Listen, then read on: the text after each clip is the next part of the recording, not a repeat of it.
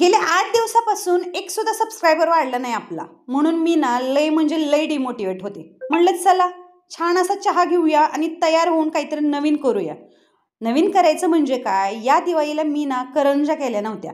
चला म्हणलं आज तिळाचं सारण करूया आणि उद्या करंज्या करूया.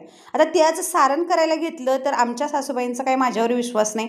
म्हणून किचनचा ताबा त्यांनी घेतला आणि लिंबू टिंबूची कामं मला दिली. म्हणजेच खोबरं खिसणं, बारीक करणं वगैरे. आता खोबरं खिसून झालं होतं, पण त्याला भाजायचं होतं ते काम मी घेतलं. आत्यांनी गूळ फोडायचं काम घेतलं, पण ते काही त्यांच्याच्यानं फुटेना म्हणून मग ते नंतर मी करून घेतलं. सगळं साहित्य आता बारीक करायचं होतं, पण मिक्सरला जसं बारीक करायला गेले ना तसा मिक्सर बिघडला.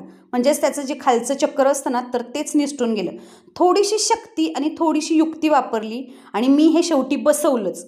आणि मग आपलं जे सारण होतं तर ते रेडी केलं. तर असा झाला आपलं सारण रेडी. तर भेटूया नेक्स्ट व्लॉगमध्ये. बाय.